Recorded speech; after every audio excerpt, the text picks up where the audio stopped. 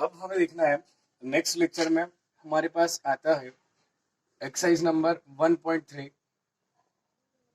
और इससे पहले जो है आपको कुछ सीखना पड़ेगा।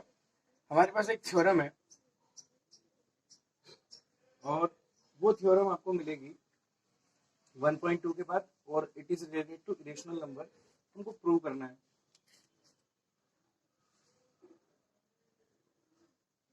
इसमें लिखा हुआ है prove that root 2 is irrational. Root 2 is irrational, ये क्वेश्चन हो जाता है, उसमें लिखा हुआ है रूट 2 इज इरेशनल। हमें यहाँ प्रूव करने की बात करें कि रूट 2 जो है वो एक इरेशनल नंबर है।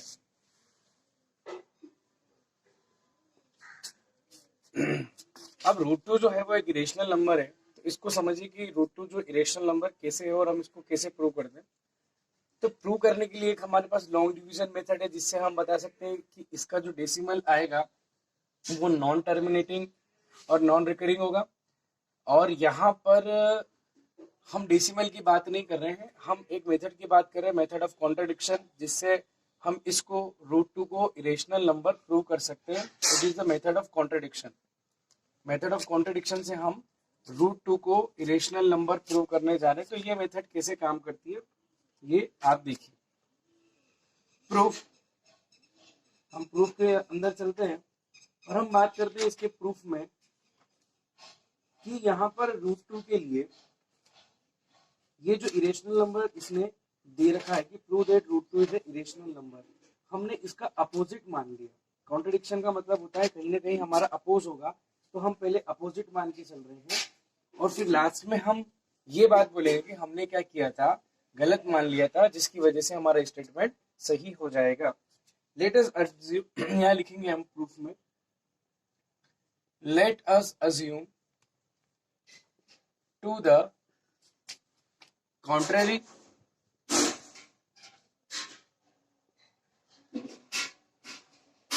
that root 2 is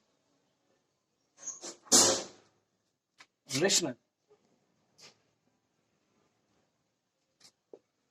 Let us assume to the contrary, हमने मान लिया, हमने उसके अपोज में, कॉन्ट्रेरी यानी कि हमने उसके अपोज में ये मान लिया रूट 2 हमको प्रूव करना है इरेशनल, लेकिन हम मान के चल रहे हैं उसको कि रूट 2 एक क्या है, रेशनल नंबर। अगर रूट 2 एक रेशनल नंबर है तो आपको मालूम है रेशनल नंबर को हम p by q a by b के फॉर्म में लिख सकते हैं। तो मैं यहाँ लिख रहा हूं देन रूट 2 इक्वल टू, मैंने लिख दिया आपका a बाई बी, और यहाँ पर इसको हम a बाई बी के फॉर्म में रिप्रेजेंट कर सकते हैं। और a और b जो है हमने यहाँ पर मान लिए where a and b are coprimes. Coprimes number ऐसे नंबर जिनके फैक्टर जैसे 2/3, तो जिनके फैक्टर्स में ओनली 1 कॉमन हो, 1 के अलावा कोई भी फैक्टर कॉमन नहीं हो, ऐसे नंबर जो है वो कहलाते हैं आपके कोप्राइम्स नंबर। यानी कि ऐसे नंबर, दोनों नंबर जिनके अंदर अगर हम फैक्टर कॉमन निकालने जाए तो हमको कौन सा फैक्टर 1 कॉमन मिलना चाहिए, खाली 1। ऐसे नंबर जो है हमारे कोप्राइम्स नंबर होते हैं। फिर हो गया आपका जैसे कि 3 एंड 5, तो 3 के फैक्टर करें तो 3 इंटू 1 और 5 इंटू 1, तो दोनों में क्या 1 कॉमन, तो ये हो गया 3 और 5। तो यहाँ पर हम बात करें कि ए और बी दोनों कोप्राइम्स नंबर है, इनके अंदर फैक्टर 1 के अलावा कोई भी कॉमन नहीं है। देन आगे की प्रोसेस हम करते हैं। तो हमने क्या किया, हमने यहाँ पर कर दिया squaring both side, squaring both sides. तो root 2 its square a upon b its square, so root 2 square is 2 and a square upon b square, so b square does implies that b square 2 को हम यहाँ shift कर देंगे a square bye. अब हमारे पास एक theorem है, इससे पहले बुक में देखेंगे आप तो हमारे पास आपको थ्योरम मिलेगी, थ्योरम नंबर 1.3 बुक के अंदर थ्योरम नंबर 1.3 है। उसको आप देखोगे थ्योरम नंबर 1.3 को, थ्योरम नंबर 1.3, थ्योरम नंबर 1.3 का ये कहना है कि अगर कोई प्राइम नंबर p है, जैसे यहाँ प्राइम नंबर कौन हो गया, 2 हो गया, तो थ्योरम 1.3 कहती है कि अगर प्राइम नंबर p है और p जो है वो a स्क्वायर को डिवाइड करता है, a स्क्वायर यानी किसी नंबर के स्क्वायर को डिवाइड करता है, तो ये p जो है ये उस नंबर को भी डिवाइड करेगा। यानी कि p अगर किसी नंबर के स्क्वायर को डिवाइड करता है तो p जो है वो उस नंबर को भी कंप्लीटली डिवाइड करेगा। तो इससे हमको समझ में आता है कि इसका एक एग्जांपल ले लेते हैं यहाँ पर, जैसे कि 2 एक नंबर है, इसका स्क्वायर हो गया, इसका स्क्वायर हो गया 4। मैंने बात करी है 4 में मैंने 2 से डिवाइड किया, तो अगर किसी नंबर के स्क्वायर में 2 से डिवाइड जा रहा है तो नंबर क्या था हमारा 2, तो 2 डिवाइड बाई यहाँ पर आ जाएगा 2 डिवाइड बाई 2, इसका भी कंप्लीटली डिवाइड हो जाएगा और 4 टू जा यहाँ पर 4 टू जा हम इसको कैंसिल आउट कर देंगे। तो इसका थ्योरम ये कहती है कि अगर कोई भी नंबर है और उस नंबर के स्क्वायर में किसी प्राइम नंबर से क्या होता है डिवाइड होता है, तो उस नंबर के अंदर भी उस प्राइम नंबर का डिवाइड होगा। अब यहाँ इसके बाद हम देखते हैं, जैसे कि बात करता हूं मैं यहाँ पर कि ए स्क्वायर, इस बी स्क्वायर को भी छोड़ते हैं अपन, ए स्क्वायर डिवाइडेड बाई 2, इसको हम इक्वेशन फर्स्ट बना लेते हैं। It is clear that from the equation first 2 divides, ये आपको 2 divides A square, then 2 also divides a। अगर 2 a स्क्वायर को डिवाइड करता है तो 2 a को भी डिवाइड करेगा। लेट मान लेते हैं a डिवाइडेड बाई 2, a, इस बात को हम रिपीट कर रहे हैं कि अगर 2 जो है वो a को भी डिवाइड करता है तो डिवाइड करने पे कोई ना कोई आंसर आएगा, उसको हमने मान लिया सी, कि a में 2 से डिवाइड करेंगे और आंसर कितना, कोई ना कोई आंसर तो आएगा ही आएगा, उसको हमने मान लिया c, where c is some integer. यहां तक का क्वेश्चन एक बार और रिपीट कर देता हूं। हमारे पास √2 को इरेशनल नंबर जो है वो होता है, ऐसा प्रूव करना है। तो पहले तो मैंने इसको क्या मान लिया, √2 को एक रेशनल नंबर मान लिया। √2 एक रेशनल नंबर हो गया तो उसको a बाई बी के फॉर्म में रिप्रेजेंट कर दिया, और फिर मैंने a बाई बी को क्या बोल दिया कि a and b are coprimes number, और कोप्राइम्स क्या होते हैं, जिनके अंदर फैक्टर 1 कॉमन है और कोई भी कॉमन नहीं, यानी कि जो भी रेशनल नंबर होगा उसका सिंपलेस्ट फॉर्म अगर निकाल ले तो वो सिंपलेस्ट फॉर्म मैंने यहाँ कंसिडर कर लिया। फिर उसके बाद स्क्वायरिंग बोथ साइड करी है और यहाँ पर बी स्क्वायर की वैल्यू को फाइंड कर लिया, b square is equal to a square divide by 2।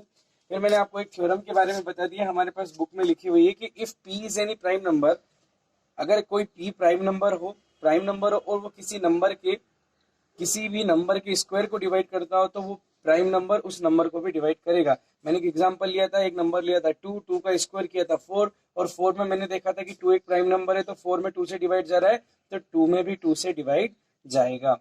तो मान लीजिए कि जैसे कि ए स्क्वायर में किसका डिवाइड जा रहा है 2 का, ए स्क्वायर में 2 से डिवाइड हो रहा है, तो यहाँ पर हम देख रहे हैं कि ए स्क्वायर में अगर 2 से डिवाइड होगा तो नंबर कौन सा है ए, तो ए में भी किससे डिवाइड होगा 2 से। अगर ए में 2 से डिवाइड होता है और आंसर इसका क्या आता है, कोई आंसर मान ले हम कि ए में 2 से डिवाइड करने पर आंसर कितना आता है, सी आता है, देन इसकी अगली स्टेप हम लिख सकते हैं a इज इक्वल टू कितना हो सकता है, this implies that a is equal to 2c। a is equal to कितना हो गया, 2 का मल्टीप्लाई हमने c में कर दिया। फिर हम देख रहे हैं यहाँ पर a is equal to 2c हो गया, putting value of a in equation number first. Equation first में हम रख रहे हैं तो ये है b square is equal to a square upon 2, और b square is equal to ये आ जाएगा आपका ए की वैल्यू आ गई आपकी 2 और c its square upon 2, b square is equal to 4c square upon 2, ये हो जाएगा it is cancel by 2 and it is b square by 2 is equal to आ गया सी स्क्वायर। इक्वेशन नंबर हो गई हमारी सेकंड। फ्रॉम इक्वेशन सेकंड, ये 2 multiply में था, डिवाइड में पहुंच जाएगा। From equation second it is clear that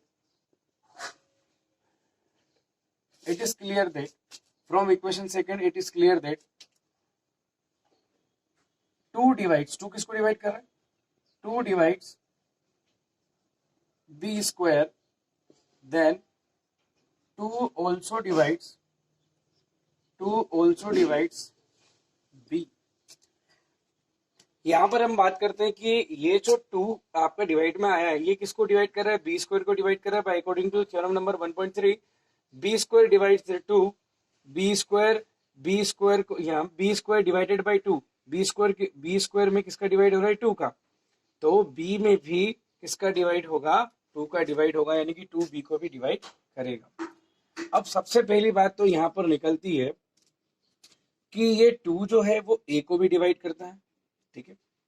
ये 2 जो है ये बी को भी डिवाइड करता है। तो जब कोई नंबर किसी नंबर को डिवाइड करता है तो वो नंबर क्या कहलाता है? उसका एक फैक्टर होता है। फॉर एग्जाम्पल जैसे कि 2 किसको डिवाइड कर रहा है? यहाँ पर ए को डिवाइड कर रहा है। तो ए के अगर हम प्राइम फैक्टर करेंगे, जैसे कि ए कोई नंबर हो गया, उसके अगर हम प्राइम फैक्टर्स करते हैं तो उसके अंदर कहीं ना कहीं 2 जरूर आएगा, क्योंकि जिसका डिवाइड किसी नंबर में जाता है, जिस नंबर का डिवाइड किसी नंबर में जाता है, तो ये जो नंबर होता है फर्स्ट नंबर, वो इस नंबर सेकंड नंबर का क्या होगा? फैक्टर कहलाएगा। तो 2 किसका फैक्टर हो गया? तो 2 फैक्टर हो गया किसका? ए का। मतलब कहीं ना कहीं ए के फैक्टर्स जब होंगे, ए के फैक्टर जो होंगे उसमें 2 आएगा। फिर दूसरी बात ये है, जैसे कि ए के फैक्टर हम जब लिखेंगे प्राइम फैक्टर, तो उसमें 2 कहीं ना कहीं आएगा। फिर दूसरी बात हम करते हैं कि यहाँ पर बी के फैक्टर जब हम करेंगे, बी के फैक्टर भी हम जब करें, क्योंकि 2 जो है वो बी को भी डिवाइड कर रहा है, तो 2 बी का भी फैक्टर होगा। तो 2 बी का फैक्टर होगा तो बी के फैक्टर में 2 कहीं ना कहीं जरूर आएगा। अब यहां से पता चलता है कि हमने ए और बी को बोला था को प्राइम, और को प्राइम मतलब उनका HCF कितना होना? 1, यानी दोनों में कॉमन फैक्टर कितना होता है? 1 होता है। कॉमन फैक्टर जो होगा वो क्या होता है? 1। लेकिन यहाँ पर कॉमन फैक्टर 1 के अलावा एक और निकल गए, ए और बी में कॉमन फैक्टर क्या आ गया? 2 आ गया। तो इसका मतलब ये है कि कहीं ना कहीं हमने क्या करा है? इसको हमने गलत मान के चल रहे हैं, क्योंकि हम जब वहां बोल रहे हैं कोप्राइम्स, और यहाँ क्या बन रहा है? यहाँ पर इसके अंदर ये कंपोजिट नंबर बन जाए, क्योंकि कॉमन फैक्टर यहाँ पर आ जाता है इसके अंदर। तो यहाँ लिखेंगे अपन, हमको यहाँ थोड़ा सा थ्योरेटिकल पार्ट की जरूरत पड़ती है एक्सप्लेन करने के लिए। मैं इसको फिर से आपको एक्सप्लेन कर देता हूँ यहाँ पर, कि सबसे पहले हम क्या करेंगे? प्रूव कर लेंगे, हम लेट कर लेंगे √2 is A, let us assume to the contrary that √2 is a rational number। √2 अगर रेशनल नंबर तो a by b के फॉर्म में रिप्रेजेंट करेंगे, जहां पर a और b नंबर कोप्राइम से उनका HCF 1 होगा। स्क्वायरिंग करेंगे बोथ साइड, यानी कॉमन फैक्टर 1 होगा, दोनों साइड स्क्वायरिंग करेंगे। इस स्टेप पर आएंगे, यहाँ से पता चलता है कि a स्क्वायर 2 जो है वो a स्क्वायर को डिवाइड करता है, तो 2 किसको डिवाइड करेगा? a को भी डिवाइड करेगा। अगर 2 a को डिवाइड करता है तो 2 a का एक फैक्टर हो जाएगा। मान लिया कि जब a में 2 डिवाइड ए को 2 डिवाइड करता है, ए के अंदर 2 का डिवाइड होता है, तो आंसर कितना? कोई ना कोई आंसर आएगा। उस आंसर को हमने सी मान लिया। 2 का मल्टीप्लाई ये डिवाइड में था, उधर जाएगा, मल्टीप्लाई में A=2C हो जाएगा। फिर हम देख रहे हैं यहाँ पर इस स्टेप के बाद कि putting the value of A in equation first में हमने इसकी वैल्यू पुट कर दी, तो B² = 2C होल स्क्वायर आ जाएगा। और यहाँ पर सिंपल करने के बाद, सिंप्लीफाई करने पर इक्वेशन सेकंड में B² डिवाइड बाई 2 = C²। यहां से पता चलता है कि बी स्क्वायर के अंदर कौन? 2 डिवाइड कर रहे हैं, तो इससे ये होगा कि बी स्क्वायर 2 से डिवाइड होता है। तो बी स्क्वायर अगर 2 से डिवाइड होता है तो बी भी, by according to theorem number 1.3, कि अगर बी स्क्वायर 2 से डिवाइड होता है तो बी भी 2 से डिवाइड होगा। और अगर बी 2 से डिवाइड यहाँ पर हो जाता है तो हम लिखेंगे therefore 2 is a common factor of A and B।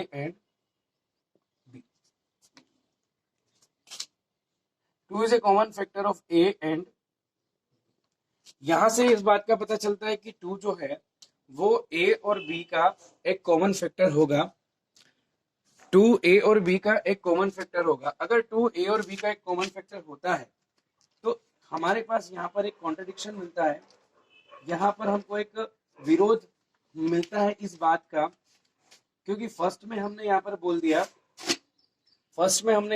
कि ए और बी में कोई भी फैक्टर कॉमन नहीं है, जबकि यहाँ पर लास्ट में बात क्या आती है कि 2 दोनों में एक कॉमन फैक्टर की तरह क्या कर रहा है? काम कर रहा है। फिर इसका आगे का पार्ट हम कैसे सोल्व करें? कैसे बताएं कि √2 एक इरेशनल नंबर है? तो इसके आगे हमको लिखने की जरूरत पड़ेगी हमारे पास अब यहाँ पर इसको वेरीफाई करने के लिए कुछ पॉइंट है, उन पॉइंट के बेसिस पर हम इसको क्या करेंगे, वेरीफाई यहाँ पर कर देंगे और बता सकते हैं कि रूट टू जो है वो एक इरेशनल नंबर होगा। जैसे कि मैंने आपको बताया था ए और बी में कोई भी फैक्टर कॉमन नहीं है, लेकिन लास्ट स्टेप में आते आते यहाँ पर टू जो है वो ए और बी में क्या हो जाता है, कॉमन फैक्टर हो जाता है।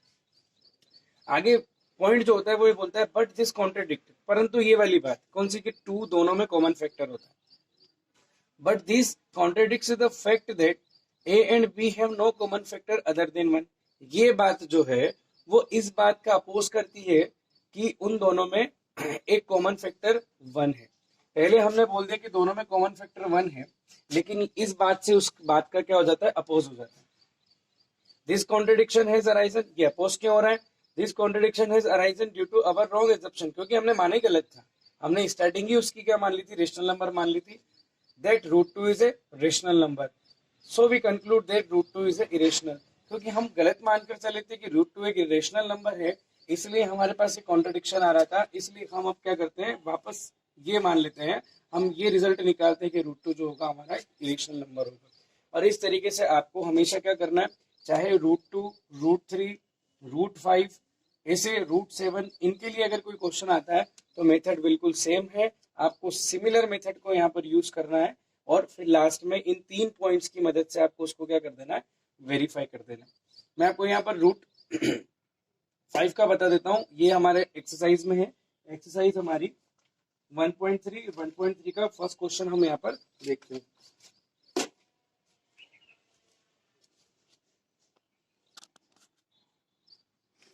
हमारे पास 1.3 question number first, prove that root 5 is irrational number, और इसके लिए हम यहाँ पर लिख रहे हैं let us assume to the contrary that root 5 is rational number. हमने मान लिया रूट 5 एक रेशनल नंबर है, देन रूट 5 को हम लिख सकते हैं a अपॉन बी के फॉर्म में, where a and b are coprimes, a और बी को हमने मान लिया को prime.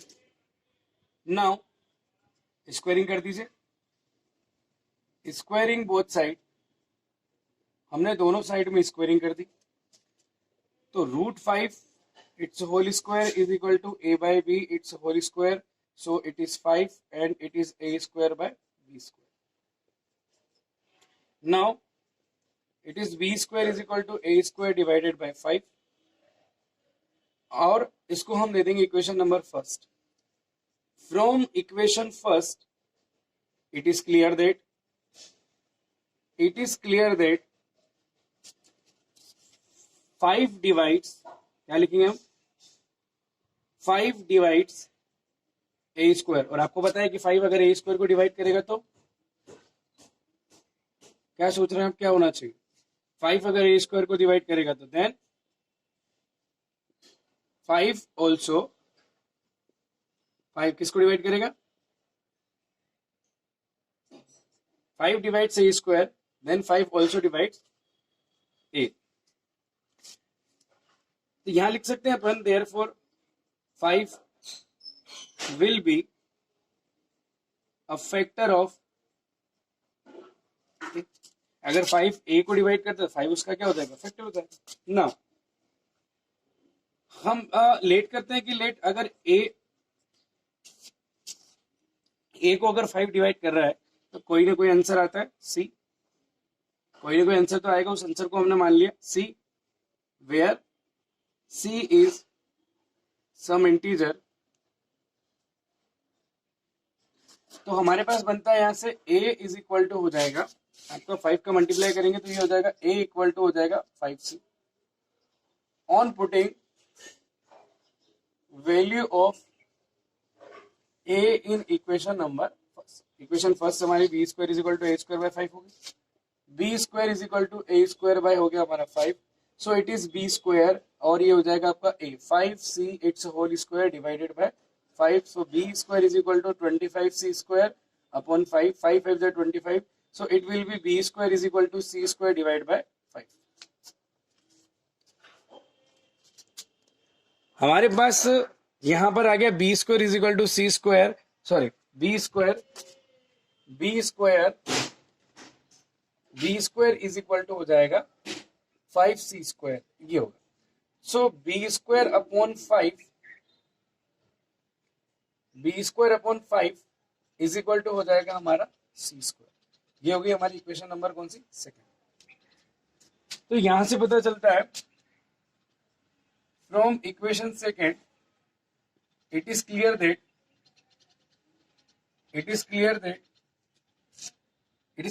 5 divides b square, then 5 also divides b. 5 b square को डिवाइड करता है तो 5 किसको डिवाइड करेगा? b को भी डिवाइड करेगा. और 5 अगर b को यहां पर डिवाइड करता है, therefore 5 will be a factor of b. 5 will be a factor of b. वो फैक्टर हो जाएगा. तो यहां लिखते हैं, but here 5 is a common factor of a and b. a और b का क्या हो गया? कॉमन फैक्टर हो गया. बट दिस कॉन्ट्राडिक्ट, वही वाली बात आएगी हमारे पास. हम लिखेंगे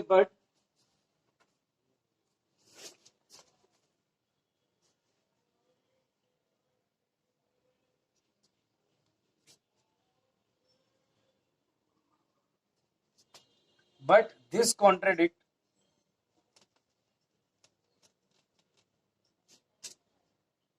the fact that a and b have no common factor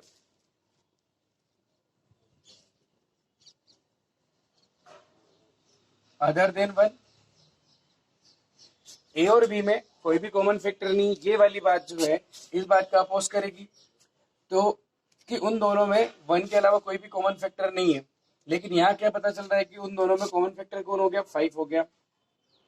ये कॉन्ट्रडिक्शन क्यों बन रही है? क्योंकि हमने गलत एज्यूम किया है. तो अब हम इसको लिख रहे हैं यहाँ पर, this contradiction has arisen due to this contradiction has arisen due to our wrong assumption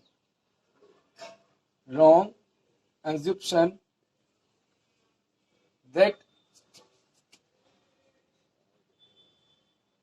root 5 is rational.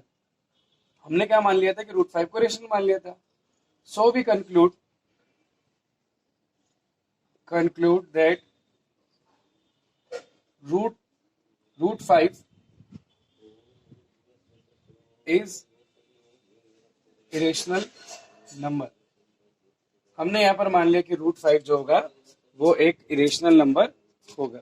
इसमें कोई डाउट वाली बात नहीं है. सिमिलर प्रोसेस है. इसके बाद हम रूट 3 का भी यहाँ पर क्वेश्चन प्रूव कर सकते हैं. हम रूट 7 के लिए भी क्वेश्चन प्रूव कर सकते हैं. तो आपको रूट 3 और रूट 7 को एज इट इज इन दोनों क्वेश्चन की तरह सीखकर करना चाहिए, क्योंकि ये क्वेश्चन हमारे पास बनता है. तो आई थिंक कि ये आपको क्लियर हो गया होगा. इसके बाद हमारे पास जो क्वेश्चन है वो हम देखते हैं 1.5 और 1.5 के लिए क्वेश्चन नंबर हम देख रहे हैं सेकेंड. क्वेश्चन नंबर हम देखें 1.3 का क्वेश्चन नंबर हम देखते हैं सेकेंड.